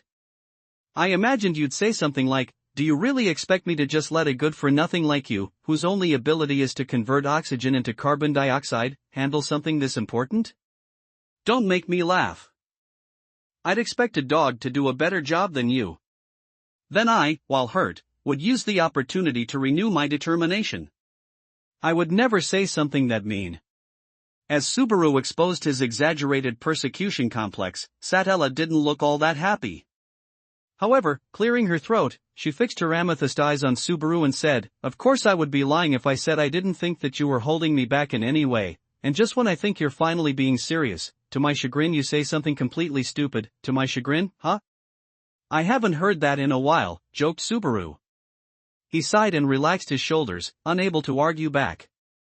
Still, even though you act like a jerk sometimes, it was because of you that we were able to keep that little girl from crying. And I don't think you're the kind of person to lie or do anything without thinking about it first, said Satella, looking back over their much sidetracked journey thus far. So, I'll trust you. If this all works out I might even think that meeting you was all worth it. You know, if instead of that last part you had just looked up at me and said, please, do your best for my sake, I would have been totally pumped up to do this, you know? I can't force myself to say something like that, but... Good luck. This was a girl who could not bring herself to lie for any reason. "Alright, I'll give it my best shot," said Subaru, breaking into a smile before heading toward the entrance of the cellar. The trump card Subaru had, which he wasn't able to tell Satella about, was the one thing out of what he had brought from the previous world that he could really consider worth anything. Because that thing probably didn't otherwise exist in this world, there was a possibility he could use it to barter. Subaru would have liked to avoid doing that, but at the same time he was fairly certain that in this world, Satella's badge couldn't possibly fetch a higher price than his cell phone, and he didn't think he would have another chance in this world to use his cell phone this way. Is anybody home? Wait, the door's open. A sour, spoiled sort of smell drifted out of the entrance to the loot cellar. Subaru went to knock on the door, but from a gap in it, he saw that it wasn't locked. As he peeked inside, he could only see that it was incredibly dark. It's hard when there's not any kind of light. Well, considering the purpose of the place, I suppose it makes sense, and it even serves as a metaphor for the dark feeling of guilt in doing dirty business. Subaru stuck his head inside and tried to look around, but not even the light from the moon reached this place in the deepest part of the slums. He couldn't see an inch in front of his face. As Subaru prepared to go inside, he turned around to Satella. "I didn't hear anyone answer me, but I'm going to go ahead and go inside, so can you please keep watch?" "Are you sure? Wouldn't it be better for me to go instead? If on the off chance someone ambushes us and you're the one taken out, then it's all over. If I'm the one attacked, you'll be able both to help me, and to strike back. This is the most reasonable way to do this, so please let's just go with my plan, okay?" Satella considered Subaru's plan. After a few moments of silence, she took out of her breast pocket a white crystal, which suddenly shone with a white light. "At least take a light. And call me in whether someone's there or not." I know. Puck told us to be careful, so I'll be careful. This is really useful, by the way. You can find lagmite or just about anywhere. You really are ignorant, aren't you, Subaru, said Satella, unable to contain her shock, as she handed Subaru the lagmite ore. The crystal gave off a faint warmth along with its light, which was about as much illumination as you could expect from a candle. Okay, well then, I'll go take a look. I don't think I'll be gone too long, but you can go ahead and eat without me. Oh, stop being so stupid. Be careful, okay? Gotcha. Also, Satella? Don't come in until I call for you, got it? The courage that Subaru had been building up to prepare himself to enter the cellar had pushed him just enough to say her name. Up until now, he had felt too embarrassed to say it, and had hesitated. After clenching his fist together, excited he was able to finally say it, he looked back at Satella. What's wrong? Satella was looking at Subaru frozen, with her eyes open wide. This reaction was far different from any that Subaru expected, and so he tilted his head in confusion. I'm sorry. It's nothing. Once we get my badge back, I'll apologize properly. I don't know what you're planning on apologizing for, but I'd rather hear a thank you instead. It would be even better if that thank you came along with a smile. You dummy. As those two words came out of her mouth, Satella made a little bit of a smile, which Subaru made sure to burn into his memory. Even with his stupid jokes, Subaru was at last able to make her smile. If all of this turned out well, he would like to see that smile again, in a brighter place. All right. Will it be a snake or a demon that pops out this time? Given the fantasy setting, neither option is one I can just laugh off, Subaru joked to himself, and with lagmite in hand, he carefully made his way into the cellar. In the dim light, Subaru could make out a counter in front of him, across from the entrance. The building must have originally been something like an inn. It looked as though they were using the first floor bar area without any major changes. On top of as well as behind the counter, which was probably serving as something like a reception desk, Subaru could see a lot of different items cluttered close together. There were small boxes and pots, swords and cheap metallic objects, and many other varied items. It was clear that all of these were stolen items, based on the wooden tags that were attached to all of them. The way the system works, if you rounded up all of these wooden tags and handed them to the guards, it looks like they could arrest everyone at once. However, as was usual with this line of business, there were probably some connections between this place and the not-so-upstanding citizens who offered support. Subaru was suspicious of where most of these stolen items ended up. Subaru ventured farther into the cellar, looking for Satella's badge. But just then... Subaru suddenly stopped, feeling something strange under the soles of his shoes. It didn't feel like he had stepped on something hard, it was actually the opposite. Like the ground he had stepped on was clinging to him, like there was something sticky on his shoes. He raised his foot, and touched the bottom of his sneakers. He felt some sort of fluid, something strangely sticky that clung to his fingers, stretching as he pulled them away. It was something that instinctually made him feel uneasy. What is this? Subaru brought his fingers close to his nose and tried to smell it, but because of the stagnant air inside the building mixing with it, he couldn't quite pin it down. Unsurprisingly, he didn't have the courage to try tasting it. After wiping the rest of the substance on the nearest wall, Subaru, urged on by a feeling of unpleasant dread, put the lagmite out in front of him and started forward. Then, he found the source of the slime. Wah! Subaru unconsciously let out a foolish sound as he looked on. In the small visible range of his light, what he first saw lying limp on the ground was an arm. Its hand's fingers were reaching out as if to grab something, but the other end of the arm, at the elbow, was missing the body it should have been connected to. Moving his light and following along the axis of the arm, Subaru saw a leg farther on ahead, a leg attached to a body. With the exception of one arm, that body had all of its other parts, though the throat area was cut wide open. It was the corpse of a large old man. Eek! Subaru squealed pointlessly as he realized what he was looking at. At that moment, Subaru's mind had blanked out. His thought processes had completely left him, and his hands and feet had frozen in place. There was a pause, and then... Well, you found it. That's just too bad. Now I have no choice, yes, no choice at all. Subaru thought that it was the voice of a woman. The voice was low and cold, the voice of a woman who seemed somewhat to be having fun. Gwa! Subaru didn't have the opportunity to turn around. As soon as he turned to face the voice, his body was blown away by an incredible force. He hit his back against the wall, and on impact let go of his lagmite, and darkness closed in as it tumbled into the distance. But Subaru wasn't thinking about that. What now ruled over his consciousness was... Goo, it's hot. A heat assaulted Subaru Natsuki and completely overwhelmed him. This is really, really not good. Feeling the hard texture of the ground against his face, he realized that he had fallen face down on the ground. He couldn't move, even when he tried, and he already couldn't feel his fingers. What he did feel was heat, and it overwhelmed his entire body. He coughed and vomited the blood he felt rising in his throat, the source of his waning life. So much came out that it frothed at the edges of his mouth. With his hazy vision, he could see the ground in front of him stained red. You've got to be kidding me. All of this is mine? Feeling as though all of the blood in his body had spilled out of him, he reached a shaking hand to try to find the source of the heat that was burning through his body. As his fingertips reached the large cut in his stomach, he understood. No wonder it felt so hot.